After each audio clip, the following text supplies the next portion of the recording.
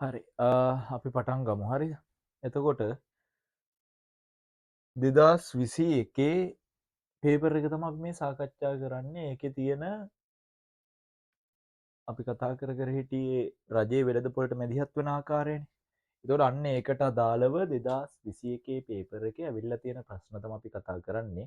ඒතකොට මේ 2021 ඇවිල්ලා 3 වෙනි ප්‍රශ්නය. හරිද? ඒතකොට පළවෙනි එක ආර්ථික විද්‍යාව හැදින්වීමෙන් අහලා තිබ්බා. දෙවෙනි එක ඉල්ලුම සැපයීම සමතුලිතයෙන් අහලා තිබ්බා. තුන්වෙනි ප්‍රශ්නය අහලා තියෙන්නේ තුන්වෙනි පාඩම. ඒ කියන්නේ රජයේ වෙළඳපොළට මැදිහත් වීම කියන කොටසෙන්. එතකොට ඒකේ මෙතන තියෙනවා මොකද්ද? පාරිභෝගික අතිරික්තය සහ නිෂ්පාදක අතිරික්තය පැහැදිලි කරන්න කියලා. ඒකම නැත්නම් නිර්වචනය කරන්න කියලා තියෙන්නේ. ඒතකොට අපි නිර්වචන දෙක ලිව්වහම ලකුණු 4ක් හම්බ වෙනවා. ඕක නිර්වචනය කරන්නේ කොහොමද? දැන් දෙවෙනි කොටසට ප්‍රශ්න. ඒ කියන්නේ දෙවෙනි කොටසේ ප්‍රශ්න වලට උත්තර ලියන එකනේ කේස් එක වෙන්නේ. නිර්වචනයේදී නිර්වචනය කරන්න කියලා තිබ්බහම අපිට ඉතින් තියරි ටික ඔළුවේ තියෙන්න ඕනේ. හරි.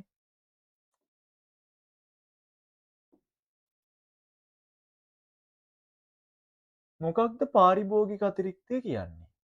පාරිභෝගික අතිරික්තය කියලා කියන්නේ වෙළඳපොළ සමතුලිත තත්වයකදී පාරිභෝගිකයා ලබන වාසියට කියනවා පාරිභෝගික අතිරික්තය.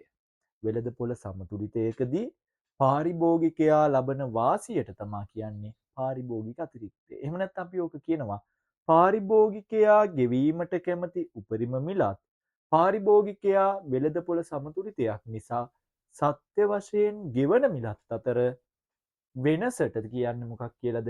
පාරිභෝගික අතිරික්තය කියලා. එහෙනම් වෙළඳපොළ සමතුලිතයකදී පාරිභෝගිකයා ලබන වාසිය පාරිභෝගික අතිරික්තය වේ කියලා ලිව්වත් ඔයාලට සම්පූර්ණ ලකුණු හම්බ වෙනවා. හරි. එහෙනම් අපි මුලින්ම කියන්න ඕනේ මොකක්ද මේ පාරිභෝගික අතිරික්තය කියන්නේ කියලා. පාරිභෝගික අතිරික්තය යනවා. එතකොට මේකට ඔයාලා දැනට පාඩම් කරලා තියෙන නිර්වචනය ඒක ලියන්න. හරිද? ඔයාලට මතක නිර්වචනයක් තියෙනවනේ. මම කියන නිර්වචනෙම ලියන්න ඕනි කියලා එකක් නැහැ. එහෙනම් පාරිභෝගික අතිරික්තය යනු වෙළඳපොළ සමතුලිතයකදී පාරිභෝගිකයා ලබන වාසිය එහෙම නැත්නම් පාරිභෝගිකයා ගෙවීමට කැමති උපරිම මිලත් වෙළඳපොළ සමතුලිතය නිසා පාරිභෝගිකයා සත්‍ය වශයෙන් ගෙවන මිලත් අතර වෙනස අපි පාරිභෝගික අතිරික්තය විදිහට හඳුන්වනවා. ඊට පස්සේ නිර්වචනය කරලා ඉවර වෙලා අපි මෙන්න මේ පාරිභෝගික අතිරික්තය කොහොමද ඉල්ලුම් සැපයුම් වක්‍රයක් ආශ්‍රයෙන් හොයාගන්නේ? ඒක අපි කියන්න ඕනේ. එතකොට පාරිභෝගික අතිරික්තය අපි හොයන්නේ කොහොමද? වෙළඳපොළ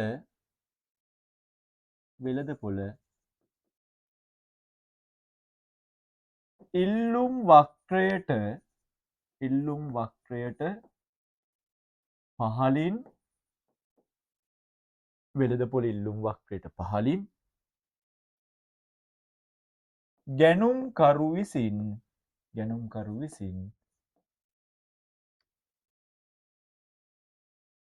සමතුලිත ප්‍රමාණය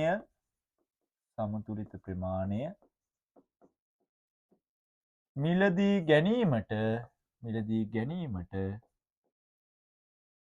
ගෙවනු ලබන මිලට ඉහළින්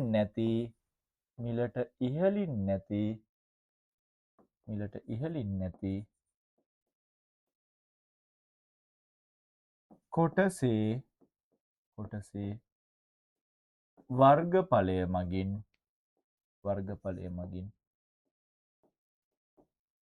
පාරිභෝගික අතිරික්තය ගණනය කෙරේ. ඒතර නිර්වචනයට ලකුණු 1යි. ඊට පස්සේ කොහොමද පාරිභෝගික අතිරික්තය අපි දැන් හොයාගන්නේ කියන එකට 1යි. ලකුණු 2ක් හැදෙන්නේ ඔන්න ඕකට. හරි. ඊට පස්සේ නිෂ්පාදන අතිරික්තය. දැන් නිෂ්පාදන අතිරික්තය කියන්නේ මොකක්ද? ඒක අපි කියන්නත් ඕනේ. නිෂ්පාදන අතිරික්තය යනවා. මොකක්ද නිෂ්පාදන අතිරික්තය කිව්වේ? වෙළඳපොළ සමතුලිතයකදී නිෂ්පාදකයා ලබන වාසියට තමයි අපි කියන්නේ නිෂ්පාදන අතිරික්තය කියලා. වෙළඳපොළ සමතුලිතයක් තියෙනවා. මෙන්න මේ සමතුලිතයේදී නිෂ්පාදකයා වාසියක් ලබනවා. අන්නේ වාසියට අපි කියන්නේ මොකක් කියලාද? නිෂ්පාදන අතිරික්තය. එහෙම නැත්නම් ඕක නිර්වචනය කරා සැපයුම්කරු විසින් ගෙවීමට කැමති අවම මිලත්. එහෙම නැත්නම් නිෂ්පාදකයා ගෙවීමට නෙමෙයි සැපයීමට. නිෂ්පාදකයා විසින් සැපයීමට කැමති අවම මිලත් වෙළඳපොළ සමතුලිතය නිසා නිෂ්පාදකයා විසින් සත්‍ය වශයෙන් සපයනු ලබන මිලත් අතර වෙනස තමයි මොකක්ද? නිෂ්පාදන අතිරික්තය උනේ. එහෙනම් නිෂ්පාදන අතිරික්තයට අදාළ නිර්වචනය ලියලා ඊට පස්සේ අපි කියන්න ඕනේ කොහොමද මේ නිෂ්පාදන අතිරික්තය හොයන්නේ? නිෂ්පාදන අතිරික්තය හොයන්නේ වෙළඳපොළ සැපයුම් වක්‍රයට ඉහළින් වෙළඳපොළ සැපයුම් වක්‍රයට ඉහළින් නිෂ්පාදකයාට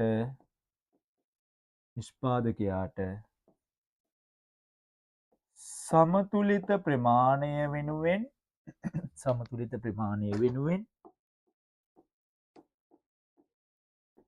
ලැබෙන මිලට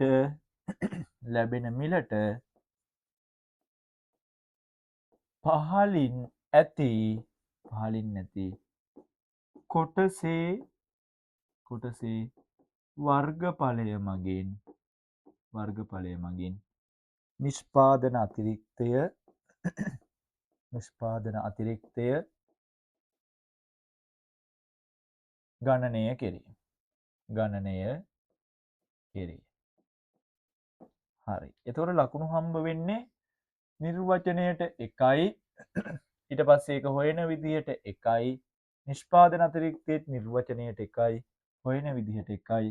එතකොට තමයි ලකුණු 4 හම්බ වෙන්නේ. හරි. ඔයාලා කොච්චර ලොකු ඡේද පිටින් ওই පොත හම්බෙන පිටුව පිරෙන්න ලිව්වත් ලකුණු හම්බ වෙන්නේ නැහැ මෙන්න මේ පොයින්ට් 4 නැත්තම්. හරි. ඒ නිසා තමයි ඉක්කෝන් වලදී ওই පොයින්ට් එකට උත්තර ලියන්න කියන්නේ. හරි. හරි. එතකොට ඕකට ලියන්න ওই විදිහටනේ. අපි යමු ඊගාව එකට. මේක ඔයාලගේ වචන වලින් ලියා ගන්න. මගෙම එක තියෙන්න ඕනි කියලා එකක් නැහැ. මාකින් එකේ තියෙන විදිහටම ඕනි කියලා එකක් නැහැ. මේ අදහස එන ඕනම විදිහකට යාලා ලකුණු දෙනවා. හරි. හැබැයි මූලික අදහස තියෙන්න ඕනේ. අපි යමු ඊගාව එකට.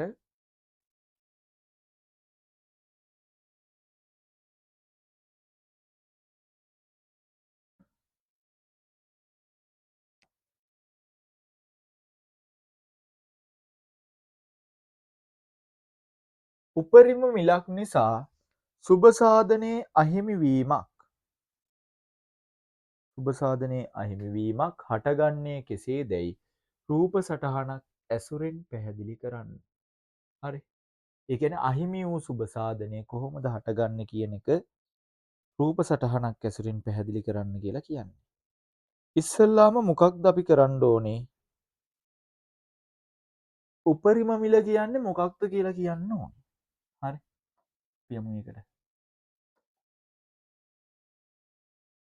ඉස්සෙල්ලාම අපි කියනවා මොකක්ද මේ උපරිම මිල කියන්නේ කියලා.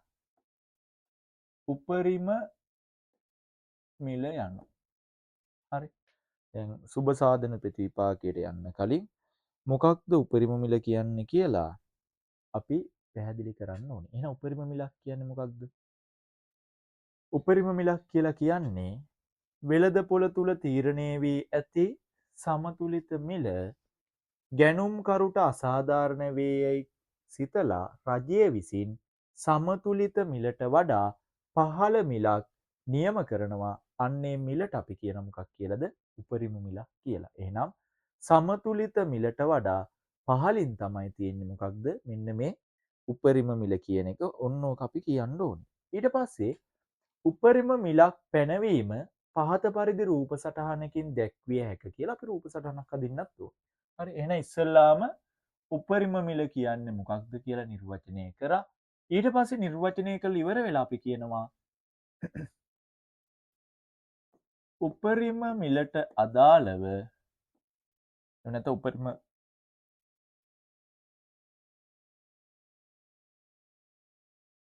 මිලක් පැනවීමෙන් පසු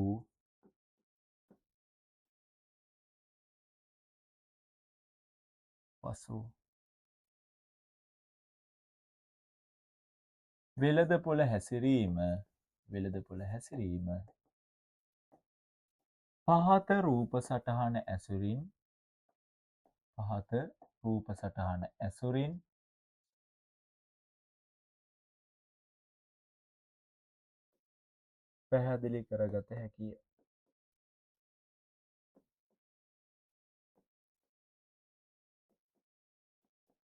හරි. ඊට පස්සේ අපි රූප සටහන අඳින්නත් ඕනේ. අපෙන් ඉල්ලන රූප සටහනක් අඳින්න කියලා.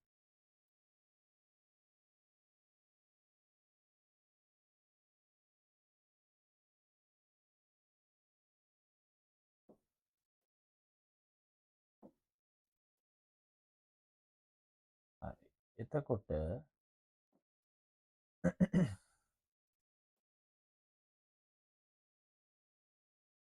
ලොම් වක්‍රය තියෙනවා.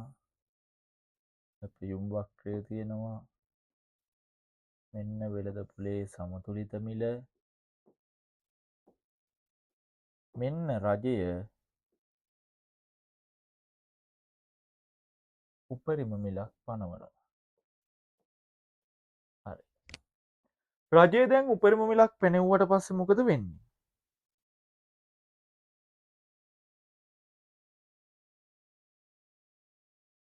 උපරිම මිලක් පැනෙව්වට පස්සේ ගැනුම්කරුවෝ Q2 ප්‍රමාණයක් ඉල්ලනවා. Q2 ප්‍රමාණයක් ඉල්ලනවා. හැබැයි නිෂ්පාදකයෝ සපයන්නේ Q3 ප්‍රමාණයක් විතරයි. හරි. එතන අපි P2 කියලා ලියමු. නිෂ්පාදකයෝ සපයන්නේ Q3 ප්‍රමාණයක් විතරයි. එහෙනම් මොකද වෙලා තියෙන්නේ? ඉල්ලුම් ප්‍රමාණය සැපයුම් ප්‍රමාණයට වඩා වැඩි. ඒ නිසා මෙතන මොකක්ද ඇති වෙලා තියෙන්නේ? මෙතන ඇති වෙලා තියෙනවා භාණ්ඩ හිගයක්. ඇති වෙලා තියෙනවා. හරි. භාණ්ඩ හිගයක් ඇති වෙලා තියෙනවා. එතකොට මෙන්න මේ තියෙන Q3 ප්‍රමාණය මිලදී ගැනීම සඳහා වෙළඳපොළ තුල ඇති වෙනවා P3 කියන කළු කඩ මිලක්. හරි. P3 කියන මොන මිලක්ද? කළු කඩ මිලක්. ඔන්න ඔය ටික අපි රූප සටහන ඇඳලා පෙන්වන්න ඕනේ. හරි. රූප සටහන ඇඳලා පෙන්වන්න ඕනේ. ඊට පස්සේ අපි දැන් මේක කියනවා. හරි. ඉස්සෙල්ලාම අපි කියනවා මොකක්ද?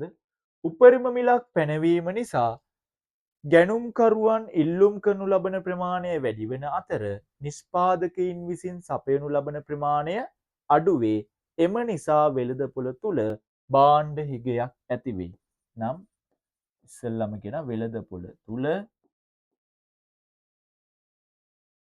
Q3 Q2 ප්‍රමාණයක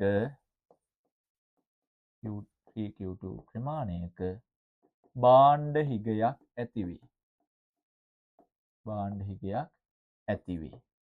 හරි.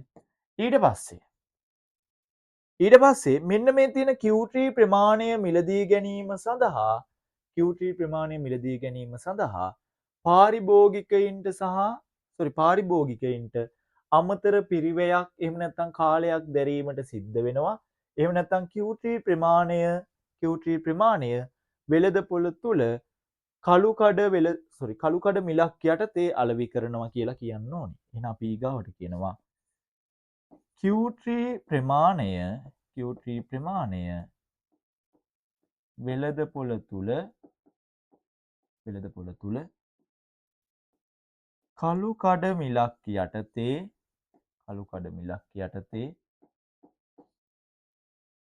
පාරිභෝගිකයින් වෙත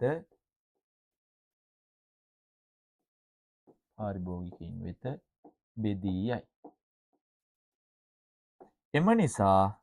එම නිසා උපරිම මිලක් පැනවීම තුළින්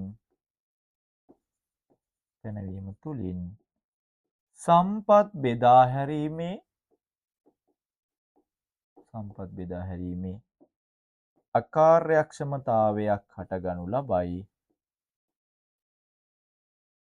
අකාර්යක්ෂමතාවයක් හටගනු ලබයි.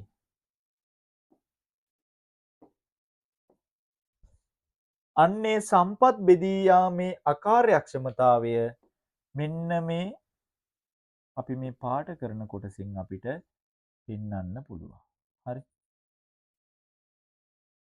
එහෙනම් මෙන්න මේ පාඩ කරපු කොටස වල මේ කොටසේ එක තැනක් A B කියලා වගේ නිකම්ම දාලා එහෙම නැත්නම් ඕක නිකන් අඳුරු කරලා ඊට පස්සේ ඊගාව ඡේදෙන් ඔයාලා කියන මොකක්ද මෙම සම්පත් බෙදා හැරීමේ අකාර්යක්ෂමතාවයේ හේතුවෙන් ඉහත රූප සටහනේ පරිදි ඉහත රූප සටහනේ අඳුරු කළ කොටසේ ප්‍රමාණයෙන් ආර්ථිකයේ සුබ සාධනයට අහිමි වීමක් සිදුවේ. මෙය අහිමි වූ සුබ සාධනය ලෙස හැඳින්වේ. හරිද? ඔන්න ඔය ටික ලිව්වහම ඕකේ සම්පූර්ණ ලකුණු ටික ගන්න පුළුවන්. හරිද? එහෙනම් මෙන්න මේ කෑල්ලත් පාට කරලා ඊට පස්සේ අවසානයේට කියන්න ඕනේ අහිමි වූ සුබ සාධනය කියන්නේ මෙන්න මේ පාට කරපු කොටස කියලා. ඕකේ ඊතලයක් දාලත් පෙන්නන්න. හරි. එහෙම නැත්තම් ඕනනම් පුළුවන් අඳුරු කොළ කොටස කියන්නේ නැතුව මෙතෙන්ට A මෙතැන්ට B මෙතැන්ට C වගේ දාලා මෙන්න මේ ABC ත්‍රිකෝණයේ වර්ගඵලයෙන් අහිමි වූ සුබ සාධනය නිරූපණය කෙරේ කියලත් කියන්න පුළුවන්. හරි. එහෙනම් උපරිම මිලක් පැනවීම නිසා අහිමි වූ සුබ සාධනය පෙන්වන්නේ ওই විදිහට. ඉස්සෙල්ලාම උපරිම මිල කියන්නේ මොකක්ද කියලා කිව්වා. ඊට පස්සේ උපරිම මිලක් පැනෙව්වට පස්සේ වෙළඳපොළ ඉල්ලුම් සැපයුම් වක්‍ර ඇඳලා අපි ඒ උපරිම මිල පෙන්වීම පෙන්වන්න ඕනේ. පෙන්නලා ඒකෙන් ඇතිවන ප්‍රතිවිපාක ටික පැහැදිලි කරලා අවසානෙට උපරිම මිල නිසා අහිමි වූ සුබ සාධනය රූප සටහනක් ඇඳලා අපි මොකද කරන්න ඕනේ? ඒක පෙන්වන්න ඕනේ. හරිද? ওই ටික කරපුවාම සම්පූර්ණ ලකුණු හම්බ වෙනවා. හරි. බලන්න ඉක්මනට ඕක නිකන් කටුවඩ නෝට් එකක් දාගන්න. හරි.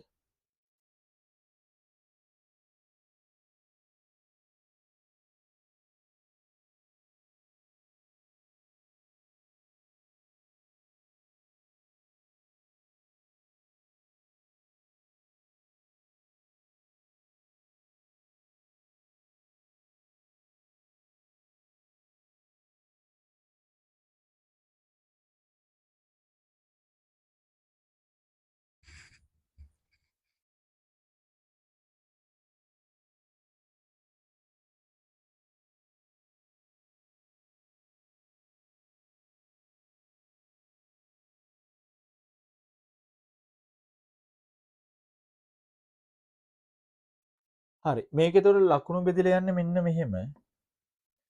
මෙන්න මේ උපරිම මිල ගැන කියනවට එකයි ඊට පස්සේ මෙන්න මේ භාණ්ඩ හිගයක් ඇති වෙනවා කියන එකට එකයි අකාර්යක්ෂමතාවයක් ඇති වෙනවා කියන එකට එකයි ඊට පස්සේ නිවැරදිව රූප සටහන නිරූපණය කරනවට එකයි. එතකොට මෙන්න මේ ප්‍රස්ථාරය පැහැදිලි කිරීමම තමයි මෙතනින් වෙලා තියෙන්නේ. හරි. ඔය විදිහට තමයි ලකුණු හතර බෙදෙන්නේ. උපරිම මිලක් පැනවන්නේ සමතුලිත මිලට වඩා පහළින්. එතනදී වෙළඳපොලේ භාණ්ඩ හිගයක් ඇති වෙනවා. භාණ්ඩ හිගයක් ඇති වුණාම මොකද වෙන්නේ? සම්පත් බෙදී යාම අකාර්යක්ෂම වෙනවා. සම්පත් බෙදී යාම අකාර්යක්ෂම වීම තුලින් අහිමි වූ සුබ සාධනයක් හටගන්නවා. එය පහත පරිදි මෙන්න මේ ඒ ඉහත පරිදි අපි උඩින් යන්නේ. ඉහත පරිදි ABC ත්‍රිකෝණයේ වර්ගඵලය නිරූපණය කළ හැකිය කියලා පෙන්නලා ඒ රූප සටහන ඇඳලා තිබ්බහම එක ලකුණයි ලකුණු හතර ওই විදිහට තමයි බෙදිලා යන්නේ.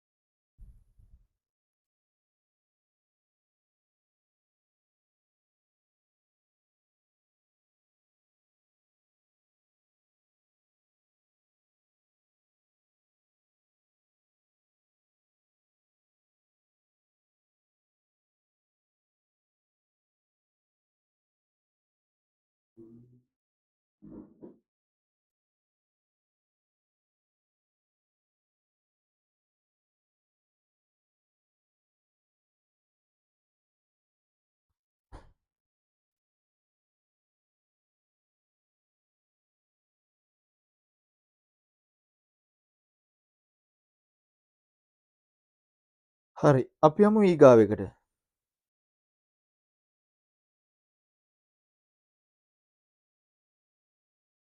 ඊගාවට මොකද්ද තියෙන්නේ?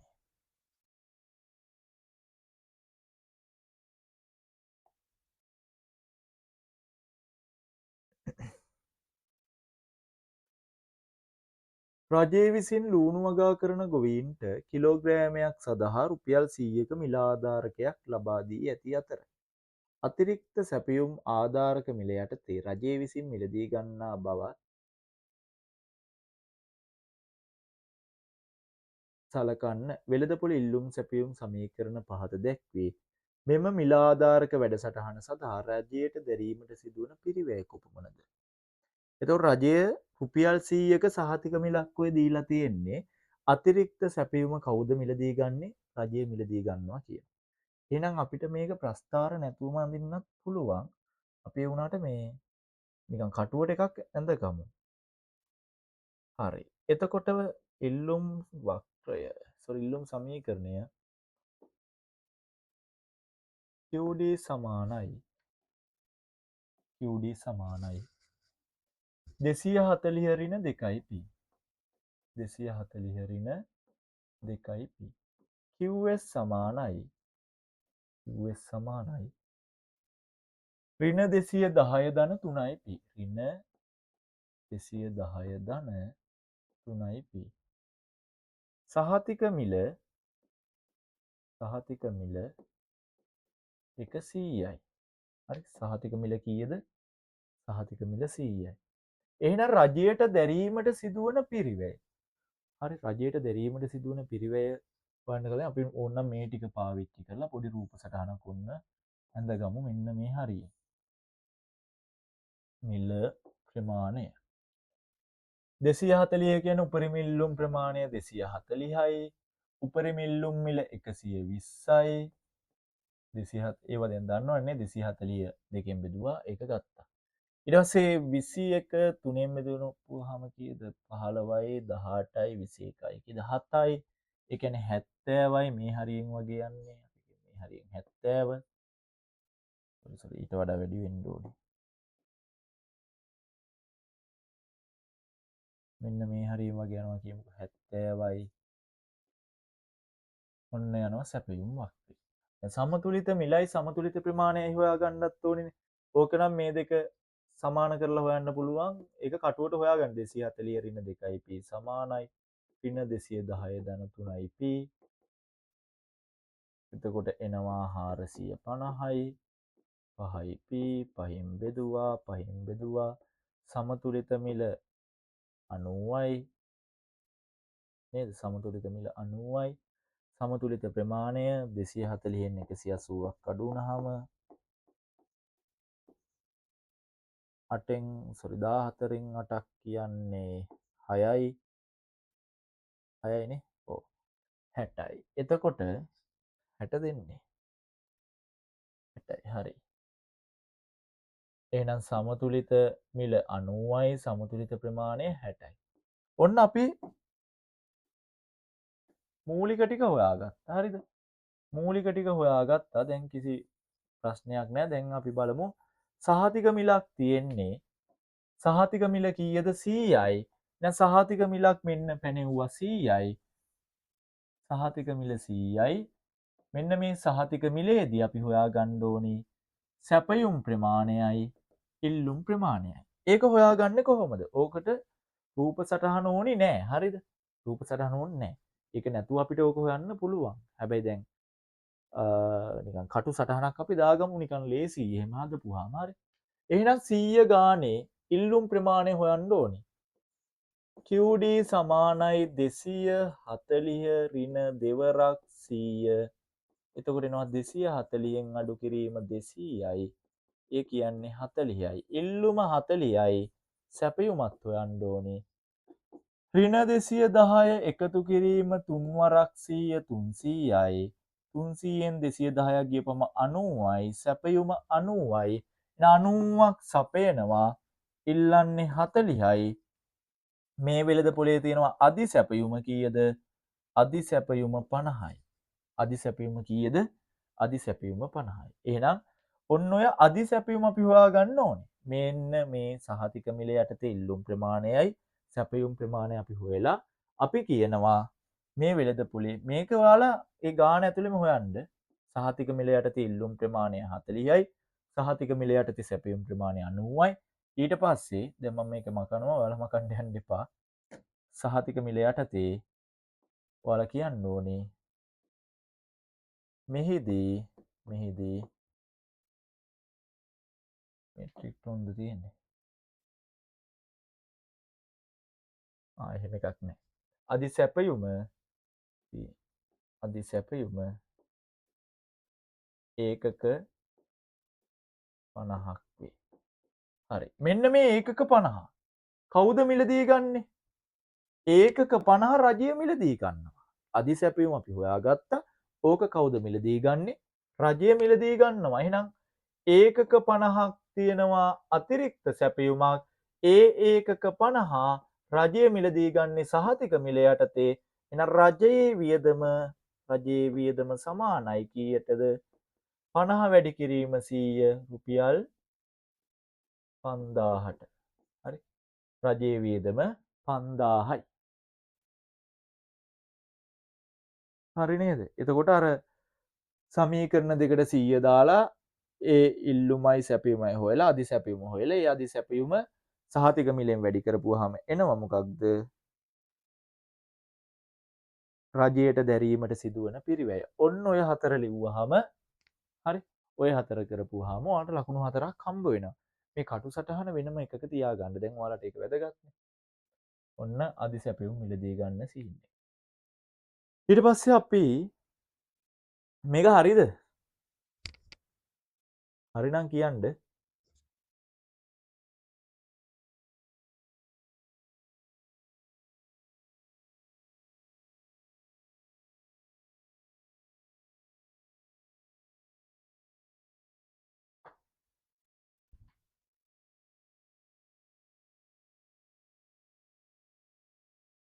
ඔයාලා දැක්ක නේද අද මේ ලංකාව ආපහු ලෝක බැංකුවේ වර්ගීකරණය අනුව ආපහු ආවා ඉහළ මැදි ආදායම් මට්ටමේ රටක් බවට. මම ඒක විස්තරයක් දාලා තියෙන එක හිමීට ඉන්නව මම කියව ගන්න.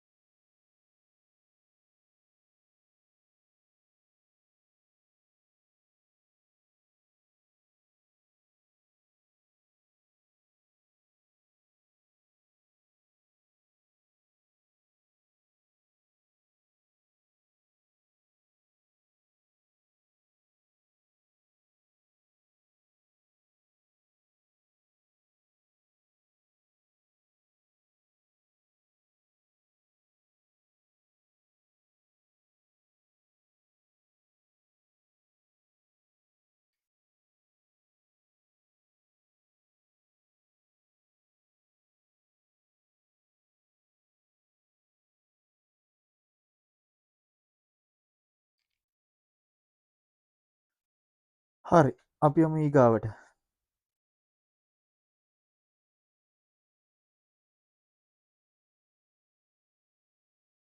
මම ඔයාලා හදලා ඉවරයි නම් කියන්න. මම බලන් ඉන්නවා. හරි. ඊට පස්සේ මොකක්ද කියන්නේ? ඊට පස්සේ කියනවා මිල ආධාරකයට පසුව පාරිභෝගික අතිරික්තය සහ නිෂ්පාදන අතිරික්තය කොතරම් ප්‍රමාණයක් වේද? පසුව පාරිභෝගික අතිරික්තයයි නිෂ්පාදන අතිරික්තයයි අහන්නේ. හරිද?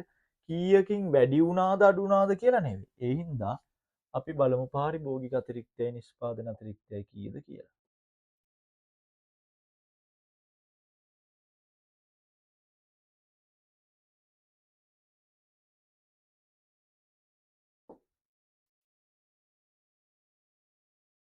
සමතුලිතය නිසා මෙන්න මේ සහතික මිල නිසා පාරිභෝගිකයට කොහොමත් හම්බ වෙන්නේ මේ මෙන්න මේ ටිකනේ.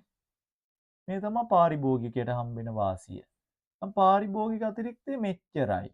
ඒක හොයන්න ඉතින් එච්චර ලොකු වෙලාවක් යන්නේ නැහැ. 120 ඉඳන් 100ට 20යි. මෙතන කීයක් තියෙන්නේ? 40යිනේ. 0.40ට 40. එහෙනම් අපි ලියනවා පාරිභෝගික අතිරික්තය සමානයි 20 වැඩි කිරීම 40 බෙදීම 2. එතකොට එනවා පාරිභෝගික අතිරික්තය කීයද? 400යි. රුපියල් 400යි. පාරිභෝගික අතිරික්තය හොයුවා. ඒක රුපියල් 400යි. හරි නේද? ඒකේ කිසි අවුලක් නැහැනේ.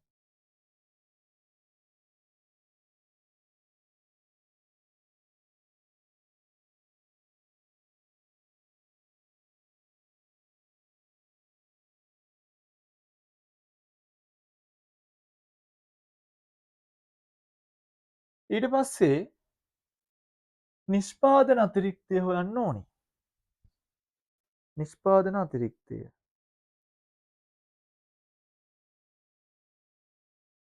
සූත්‍රයද? සූත්‍රය ඕනේ නැහැ. මේකට 1යි මේකට 1යි ලකුණු 2යි. හරි. ඔව්. මෙන්න මේ ටික දැම්මට 1යි මේක දැම්මට 1යි. දැන් සූත්‍රය ලිව්වහම ඒත් ඉතින් මේකනේ. මෙතන තියෙන උපරිම ඉල්ලුම් මිල ඊට පස්සේ වැඩි කිරීම සහතික මිලනේ. මෙතන තියෙන සහතික මිල. හරිද? ඔයාලා පුරුදු වෙලා තියෙන සූත්‍රය මොකද්ද? උපරිම ඉල්ලුම් මිල වැඩි කිරීම ඊට පස්සේ සමතුලිත මිල එක බෙදනවා දෙකෙන්. එහෙම නේද? එච්චර ඕනේ මේ කොහොමද මෙන්න මේ මෙතනට එකක් හම්බ වෙනවා මෙතනට එකක් හම්බ වෙනවා ලකුණු 2යි. ඔන්න පාරිභෝගික අතිරික්තය ලකුණු 2 හරි. ඊට පස්සේ තියෙනවා නිෂ්පාදන අතිරික්තය. නිෂ්පාදන අතිරික්තය සමානයි මෙන්න නිෂ්පාදන අතිරික්තය. මෙන්න සහතික මිල හරි. මෙන්න නිෂ්පාදකයා අපේක්ෂා කරන අවම මිල සහතික මිල යටතේ රජය මිලදී ගන්නවනේ මේ 90ම. එතකොට මේ සෙට් එකම නිෂ්පාදකයාට ලැබෙන වාසිය. හරි. එහෙනම් මෙන්න තියෙනවා මොකක්ද? සහතික මිල යටතේ නිෂ්පාදන අතිරික්තය 100 ඉඳන් 70ට වෙනස 30යි. ඒක වැඩි කරනවා ප්‍රමාණය 90ෙන්. ඊට පස්සේ බෙදනවා 2කින්. එතකොට එනවා උත්තරයක් කීයද? එකට 1යි මේකට 15යි 15 ඒවා බිංදුවයි. එතකොට මං කැල් එකක් ගන්නවා. මේ ඔයාලා මේව හදන්න මට නිකන් 30 වැඩි කිරීම 90 සමානයි 1 බෙදුවා 2කින් 1350යි. 1350යි. හරි.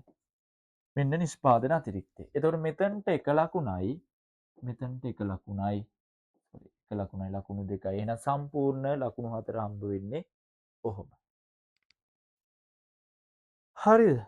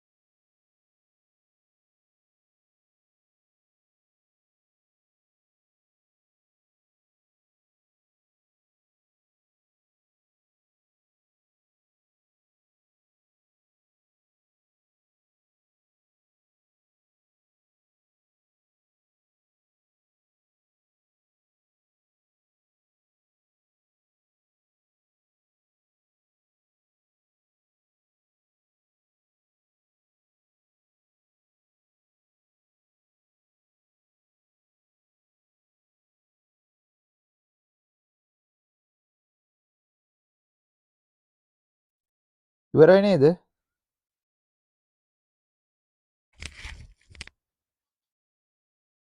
ඉවරයිද?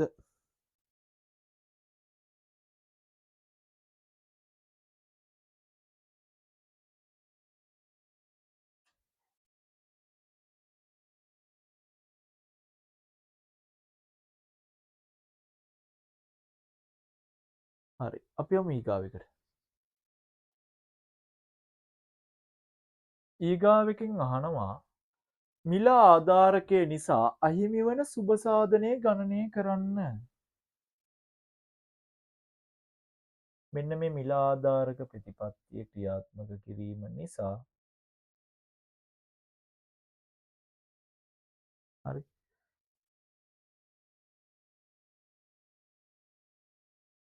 සුබ සාධනයට සිද්ධ වෙන අහිමි වීම.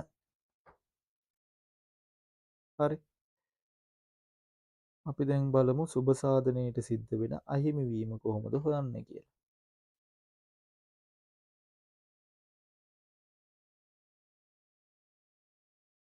මෙන්න මේකෙදී අපිට තව දැන් එක දත්තයක් හොයාගන්න වෙනවා. හරි. අපි ඔක්කොම දත්ත ටික හොයාගෙන ඉවරයි. තව පොඩි එක දෙයක් හොයාගන්න වෙනවා. ඒක හොයාගත්තොත් අපිට පුළුවන් අහිමි වන සුබ සාධනය හොයාගන්න මොකේදීද අතිරික්ත සැපයුම මිලදී ගැනීම කියන එකේදී. හරි. ඒ තමයි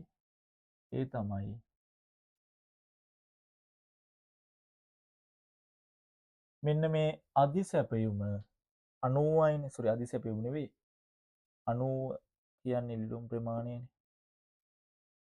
සහතික මිල 100 දී සැපයුම් ප්‍රමාණය 90යිනේ. අන්නේ 90 මිලදී ගන්න කැමති මිල භාණ්ඩ 90ක් තියෙනවා. ඒ භාණ්ඩ 90 මිලදී ගන්න කැමති මිලක් තියෙනවා. හරි. භාණ්ඩ 90ක් තියෙනවා. අන්නේ භාණ්ඩ 90 ගැනුම්කරුවෝ විසින් මිලදී ගන්න කැමති මිලක් තියෙනවා. අන්න ඒක හොයන්න ඕනේ. ඒක හොයන්නේ අර සැපයුම්කරුවෝ සපයන භාණ්ඩ 90 අපි ඉල්ලුම් සමීකරණයට මොකද කරන්න ඕනේ? ඉල්ලුම් සමීකරණයට ආදේශ කරන්න ඕනේ. හරි.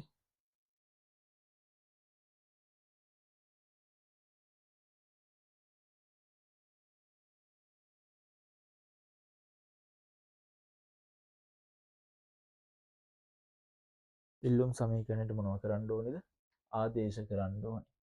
එහෙනම් ඉල්ලුම් සමීකරණේ තියෙන්නේ QD සමානයි 240 ඍණ 2p. ඒකේ QD වලට අපි දානවා 90 240 ඍණ 2p. එතකොට එනවා කීයද? 2p මේ පැත්තට එනවා 240 ඍණ 90 යනවා. එතකොට එනවා 0.5යි 150යි 2p බෙදීම 2 p සමානයි 75යි. හරි. එහෙනම් මම අද කටු රූප සටහනක් නැන්දේ හින්දා වැඩි හිතන්න එපා. මෙන්න මේ හරියම වගේ එනවා කීයද? 75යි. කටුවට නැන්දේ. දැන් ඔක රූප සටහන දැක්කාම ඒක නිකන් තාර්කික නෑ.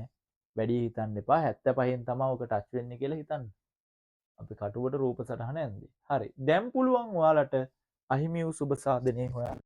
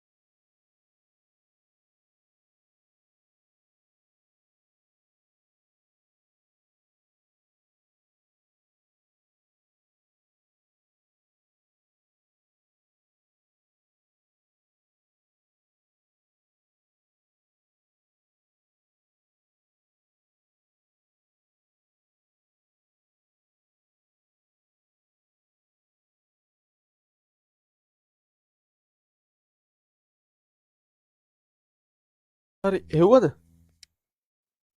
කිය දෙන්නේ මේකෙන් මේ මොකක්ද අහලා තියෙන ප්‍රශ්නේ ඉස්සෙල්ලා එක බලන්න ප්‍රශ්නේ අහලා තියෙන්නේ අහිමි වන සුබ සාධනය හරිද මෙන්න මේ උපරිම මිල පනවන එකේ සොරි උපරිම මිල නෙවෙයි සහතික මිල එකේදී අතිරික්ත සැපයුම මිලට ගන්න එකේදී අහිමි වන සුබ සාධනයයි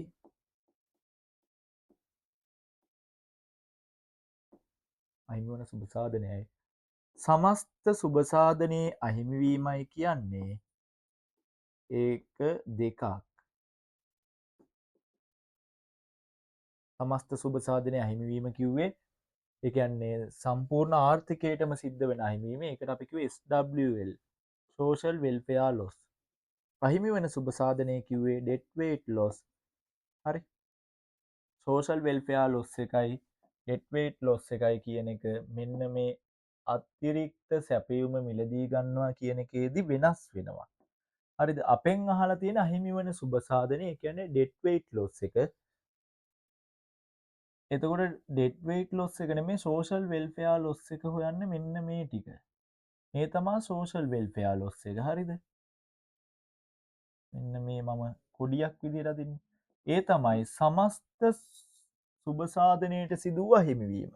සමස්ත සුබ සාධනයට සිද්ධ වෙච්ච අහිමිවීම. හරි.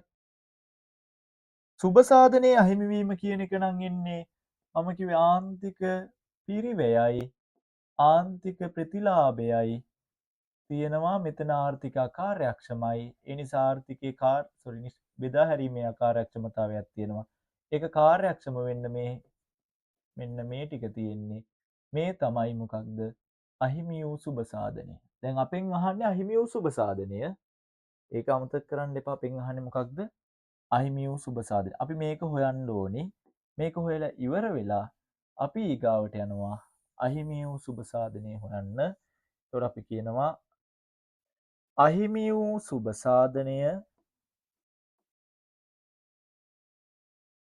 අහිමි වූ සුබ සාධනය සමානයි 100 අඩු කිරීම 75 කියන්නේ මෙතන වෙනස කීයද 25යි මෙතන තියෙන 60යි 90යි එතකොට 25 වැඩි කිරීම 60යි 90යි අතර වෙනස 30යි ඒක බෙදුවා දෙකෙන් එතකොට එනවා මොකක්ද දැන්ට එකයි මෙතනට 15යි 15 වරක් 75න් දැම්ම 7ක් ඉතුරුයි 15 විවදයක් 30යි 37යි 375යි හරිද 375 අහිමි වූ සුබ සාධනය එතකොට ඕකේ ලකුණ හම්බ වෙන්නේ අර 75 මිල හොයාගත්ත නේද මෙන්න මෙතන 75යි කියලා අන්න ඒක හොයාගන්න එකත් මේකෙම තමයි ලියන්නේ හරිද ඒකත් හොයාගෙන ඉවරුණාට පස්සේ තමයි ඒකත් හොයාගෙන ඉවරුණාට පස්සේ තමයි අහිමි වූ සුබ සාධනය අපි ගණනය කරන්නේ එතකොට තමා ලකුණු 4ක් හම්බ වෙන්නේ හරි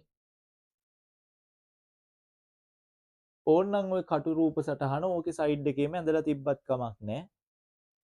ගාන හදනකොට නිකන් අය වෙනම කටුකොළ මෙව්ව කරන්න ඕනේ නැහැනේ. ගාන එක සයිඩ් එක රූප සටහන ඇඳලා තියන්න. ඇඳලා තියලා මෙන්න මේ කෑල්ල පාටක් කරලා අහිමි වූ සුබ සාධනය කියලාත් ඔයාලා ලියන්න. එතකොට අවුලක් නැහැ. හරි. 30 කොහොමද ගත්තේ? මෙතන 30 ගත්තේ මේ තියෙන්නේ. දැන් මේ ත්‍රිකෝණයේ වර්ග වෙන පාටක් ගමු. මෙන්න මේ ත්‍රිකෝණයේ වර්ගඵලයනේ අහිමි වූ සුබ සාධනය වෙන්නේ. එතකොට මෙතන තිබ්බේ පරණ සමතුලිතය ඒකේ ප්‍රමාණය 60යි. මෙතන තියෙන්නේ සපේන ප්‍රමාණය ඒ කියන්නේ සහතික මිල හින්දා සපේන ප්‍රමාණය ඒක 90යි. එහෙනම් මේ දෙක අතර වෙනසනේ.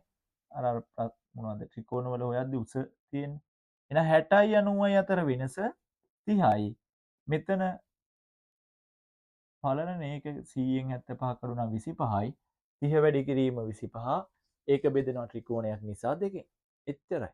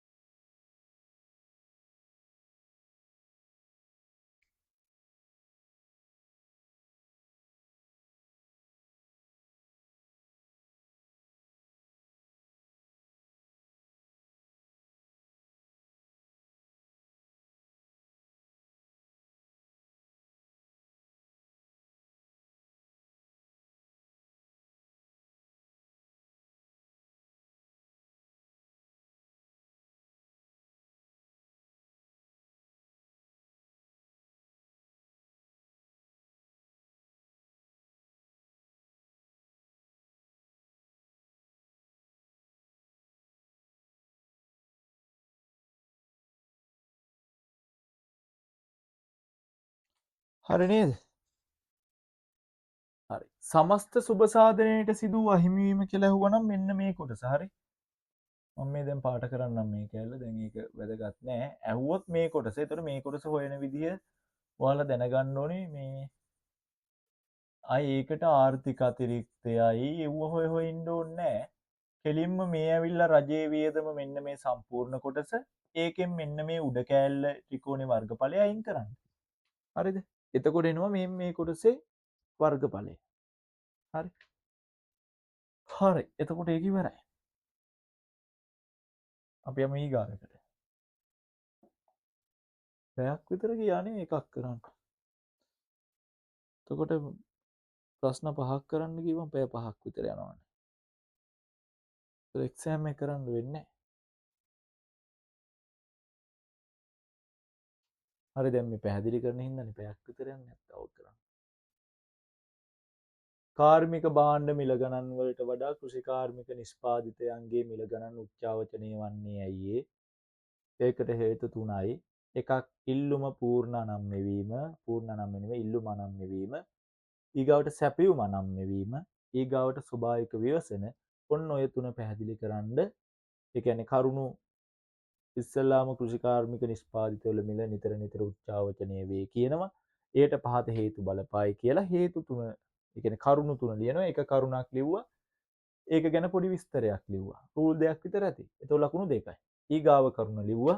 ඒක ගැන පොඩි රූල් දෙකක විතර ඒක පැහැදිලි කරා. ලකුණු දෙකයි. අරකට පැහැදිලි කරලා ලකුණු දෙකයි. ඒතකොට ලකුණු 6යි. ඒතකොට ලකුණු 6ක් කියලා දැක්ක ගමන් මේක දාගෙන පිටුවක් විතර ලිව්වා කියලා ලකුණු හම්බ වෙන්නේ නැහැ. හරි. මෙහෙම පටන් ගත්තාම ලියනවා. ඉතින් ලියාගෙන ගියා. ලකුණු නැහැ. කරුණු තුන මෙච්චරයි.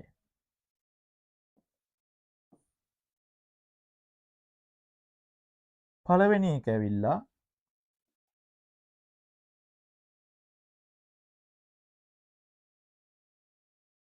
කෘෂිකාර්මික නිෂ්පාදිතවල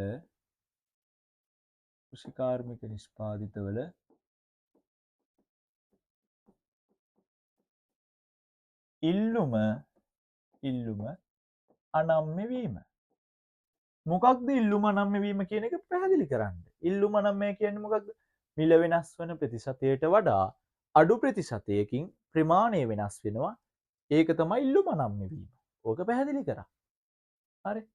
ඊට පස්සේ දෙවෙනි එක තමයි කෘෂිකාර්මික නිෂ්පාදිතවල සැපයුමත් මොකද වෙන්නේ? සැපයුමත් අනම්‍යයි. දැන් සැපයුම අනම්‍ය වීම. ඒකත් අර විදිහට ලියන පොස්ට් විදිහට කෘෂිකාර්මික නිෂ්පාදිතවල සැපයුම අනම්‍ය වීම. ඒකත් කියනවා ඊට පස්සේ පල්ලෙහෙන් කෘෂිකාර්මික නිෂ්පාදිතවල මිල වෙනස් වන ප්‍රතිශතයට වඩා අඩු ප්‍රතිශතයකින් කෘෂිකාර්මික නිෂ්පාදිතවල සැපයුම වෙනස් වේ. හරි. ඕක ලිව්වහම එතන ලකුණු දෙකයි. එතන මෙතනට දෙකයි මෙතනට දෙකයි. අවසානයේ ලියනවා ස්වභාවික විවසන. හරි. ඒ කියන්නේ ස්වභාවික සංසිද්ධි ඔය කුණාටු නායයෑම් ගන් වතුර නියග ඔන්න ඔය හේතු නිසා කෘෂිකාර්මික නිෂ්පාදිතවල සැපයුම නිතර නිතර වෙනස් වෙන්න බලනවා. ඒ හේතුවෙනුත් මිල ගණන් මොකද වෙන්නේ? ඒ හේතුවෙනුත් මිල ගණන් නිතර උච්චාවචනය වෙනවා. හරි. ඔය තුන පැහැදිලි කරපුවාම ලකුණු 6ක් ගත්ත හැකි. මෙන්න මේක ලියනවට 1 මෙන්න මේ අනම්‍ය වෙන එක පොඩි විස්තරයක් ලිව්වා එතනට 1 මේ සැපයුම අනම්‍ය වීම කියන එක 1 මෙතන ඔය කියන කුණාටු ගන් වතුර වගේ සීන් එකක් ලියන රූල් එක දෙක ඒකට 1 ලකුණු 6 ලකුණු 6 එන්නේ ඔහොම එහෙම නැතුව මේකේ යන්නේ කොහෙද කියලාවත් දන්නේ නැතුව ලියාගෙන යනවා පිටුවක් විතර හරිද එහෙම ලිව්වහම ලකුණු දෙන්නේ නැහැ ඉතින් දෙන්නේ නැහැ කියන කියවන්නේ නැහැ ඕවා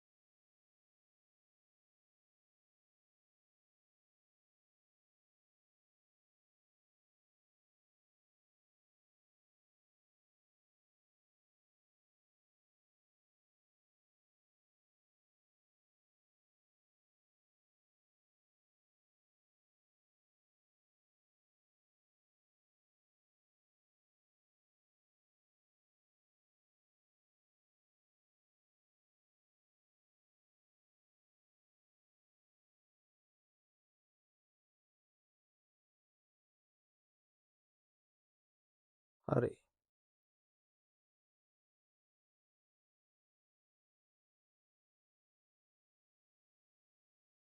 අපි යමු ඊගාවෙකට.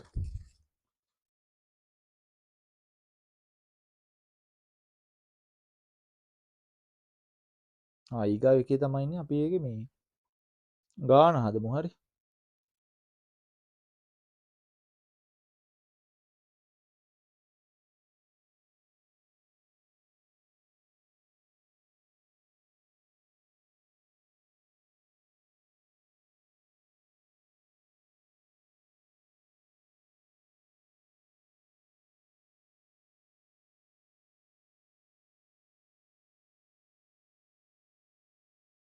හරි.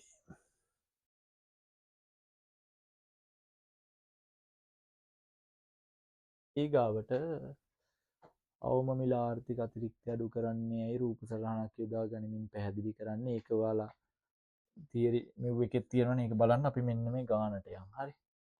තරගකාරී වෙළඳපොළක අලෙවි කරන කිසියම් නිෂ්පාදිතයක් සඳහා ඇති ඉල්ලුම් සහ සැපයුම් වක්‍ර පහත දැක්වෙන සමීකරණය මගින් නිරූපණය කිරී යැයි සලකන්න. ඉල්ලුම දීලා තියෙනවා, සැපයුමක් දීලා තියෙනවා, සමතුලිත මිලයි සමතුලිත ප්‍රමාණයයි හොයන්න කියනවා. ඊට පස්සේ සහනාධාරයක් දෙනවලු. හරි හොයමු. 720 ඍණ 4යි p.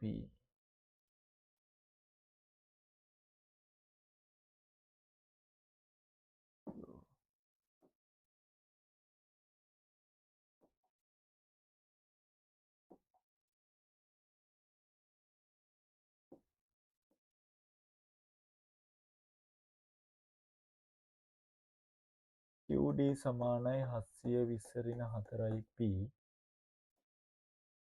QS සමානයි ඍණ 120 ධන 2යි p.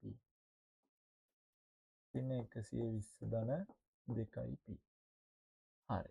එතකොට අපිට කියනවානේ සමතුලිත මිලයි සමතුලිත ප්‍රමාණය හොයන්න කියලා. සහනාධාරයට පස්සේ නෙවෙයිනේ පෙර. එහෙනම් අපි හොයමු. අයන්න QD සමානයි QS 720 ඍණ 4යි p සමානයි ඍණ 120 ධන 2යි p. 6යි p සමානයි 840යි 6න් බෙදුවා p සමානයි 6ට 1යි 24ට 4යි 0.140යි. සමතුලිත මිල 140යි 280යි 280න් QS වලට ආදේශ කරමු ඍණ 120 ධන දෙවරක් 140. එතකොට ඍණ 120 ධන 280 280න් ගියපුවාම එනවා 160. හරි. සමතුලිත ප්‍රමාණය 160යි.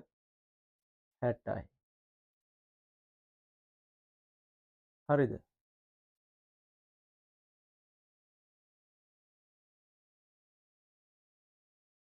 අපි ඔක නිකන් කටු රූප සටහනකුත් දාගමු.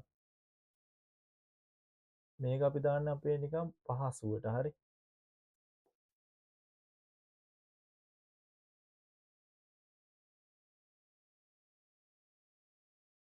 720 4න් බෙදපුවාම කීයද? 4ට 1යි 32ට 4 වරක් 20යි 24 32යි 180යිද? 720 4න්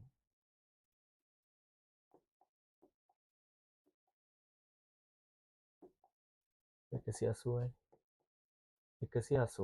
සැපයුම් එක 60යි. මේ හරියෙන් දාමුක 60. ඔන්න සැපයුම ඇන්දා. මෙන්න සමතුලිතය 140යි සමතුලිත ප්‍රමාණය 160යි. හරි. මේ ටික හෙව්වා. ඒ දෙකට මේක මෙහෙම විතරක් දාලා එපා. ඔයාලා ලියන්න ඕනේ. සමතුලිත මිල රුපියල් 140යි කියලා ලියන්න. සමතුලිත ප්‍රමාණය ඒකක 160යි කියලත් ලියන්න. එහෙම ලියන්න ඕනි. ලිව්වහම තමයි අර ලකුණු ටික හම්බ වෙන්නේ අවසානයක නිකන් පේන්න තියන්න ඕනි ලස්සනට. ඊට පස්සේ 15 බැගින් වන සහනාධාරයක් දුන්නොත් සහනාධාරයෙන් පසු ගැනුම්කරු ගෙවන මිලයි සහනාධාරයෙන් පසු සැපයුම්කරුට ලැබෙන මිලයි. හරි. ඕක නම් ඉතින් හොයන්න එච්චර අමාරු නෑ.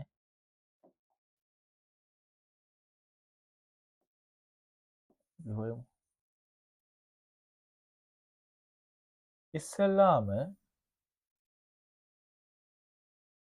සහනාධාරයට පසු ගැනුම්කරු ගෙවන මිල.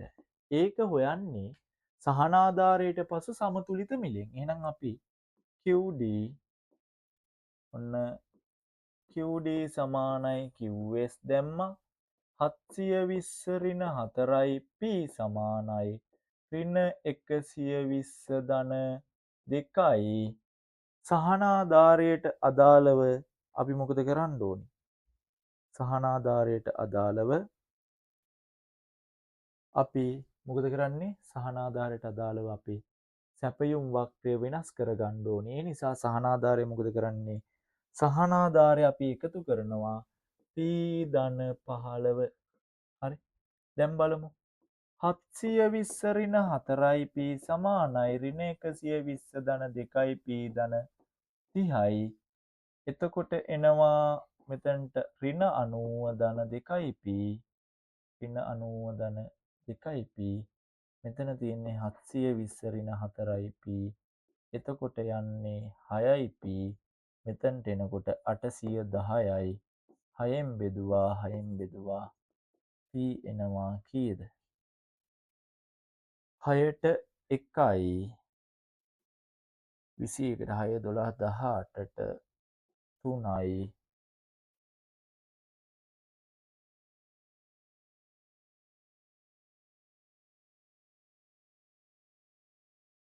ඊට පස්සේ 6 12 18යිනේ 810 6ෙන් බෙදමු. ඔයාලා ඔව බෙදන්න හරිද ඉතින්? මට ඔය 135යි. 135යි. මේ තමයි ගැනුම්කරු ගෙවන මිල. හරිද? ගැනුම්කරු ගෙවන මිල කීයද? 135යි. අපි ඕක යටින් ලියනවා ගැනුම්කරු ගෙවන මිල රුපියල් 135යි කියලා. ඊට පස්සේ ගැනුම්කරු ගෙවන මිල හොයලා ඉවරනේ. ගැනුම්කරු ගෙවන මිල හොයලා ඉවරයි. ඊට පස්සේ නිෂ්පාදකයාට ලැබෙන මිල. නිෂ්පාදකයට ලැබෙන මිල හොයන්න කොහොමද? මේ ගැනුම්කරු ගෙවන මිලට සහනාධාරය එකතු කරනවා. හරි. මේක හරි නේද? 135 මෙන්න මේ හරි මම නෝට් එකක් දාගන්න. මෙන්න මේක අයින් කරා. ඊට පස්සේ ඊගාව කොටසින් අහනවා සැපයුම් කරුට ලැබෙන මිල එක සමානයි ගැනුම්කරු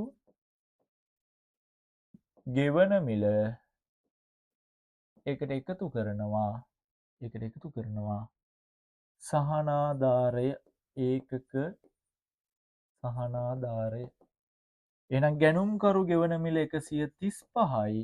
ඒකට ඒකක සහනාධාරය එකතු කරනවා 15ක්. එතකොට එනවා ගාන කීයද? 150යි. මේ තමයි සැපයුම්කරුට ලැබෙන මිල. එහෙනම් සැපයුම්කරුට ලැබෙන මිල රුපියල් 150යි.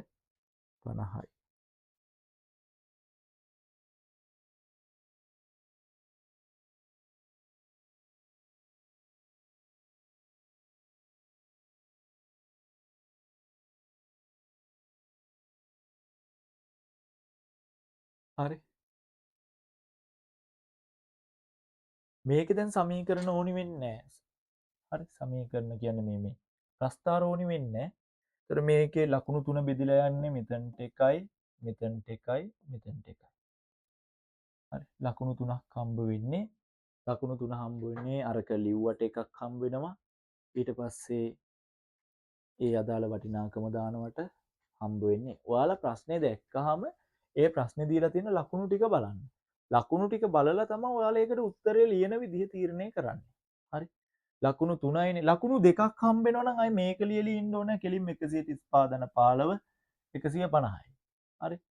එක ලකුණක් හම්බ වෙනවා නම් උත්තරේ විතර දාලා තිබ්බත් කමක් නෑ. හරි. එහෙම ලොකු අවුලක් නෑ. දැන් ලකුණු 3යි. ලකුණු 3ක් දෙනකොට මේ දෙක විතරක් දාලා ඔයාලා හිතුවොත් 3ම හම්බ වෙනවා කියලා එම හම්බ වෙන්නේ නෑ. හරිද? මෙතනට එකයි මෙතනට එකයි දෙකක් දෙනවා. තව දෙන්න පොයින්ට් එකක් තියෙනවනේ මේකේ. ඒක තමයි මෙතනින් දාන්නේ. හරිද? හරි එහෙනම් අපි මේකේ කතා කරන්න ටික ඉවර කරමු. ඊගාව සතියේ පිරිවැය කොටස් ටික තියෙනවා. පිරිවැයට අදාළව පේපර් ටික සාකච්ඡා කරමු. ඊට පස්සේකේදී පිරිවැය එකම ඊට පස්සේ සතියත් කතා කරලා ඊට පස්සේ අර සාර්වාර්ථික සමතුලිත ওই ටික කතා කරමු. දැන් මේ මාසෙ විතරයිනේ කොහොමද තියෙන්නේ. හරි. ඒකේ තියෙන පේපර්ස් ටික කතා කරමු. මේ සිකුරාදා 8ට පේපර් එක දෙනවා. හරි. ඒ හින්දා අනිවාර්යෙන් එන්න. ඔයාලා ප්‍රශ්න ටිකට ලියන්න ලෑස්ති වෙලාම එන්න. හරි. මේකේ පේපර්ස් ටික කරන් යනවා. මොනවා හරි ප්‍රශ්නයක් තියෙනවා නම් කියන්න. මම ඒක කියලා දෙන්න හැම අවුලක් නැහැ. WhatsApp එකේ හරි මැසේජ් එකක් දාලා අහන්න. ඔයාලා දැන් මේ පේපර් කරනවනේ. පේපර් කරද්දි ප්‍රශ්න තියෙනවා නම් අහන්න දෙන්න. අහන්න නැතුව එහෙම ඉන්න එපා.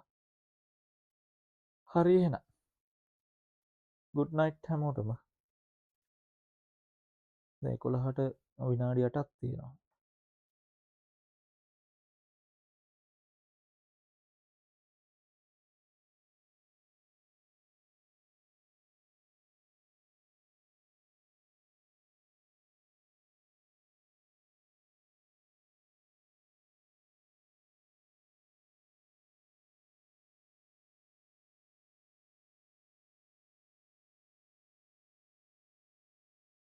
මේකේ ඉතුරු ඒවා ටික හදන් යන්න. මේකේ ඉතුරු ඒවා හදන එක එච්චර අමාරු නෑ නේ. ඊගාව සතියේ අපි පිරිවෙයි පටන් ගමු.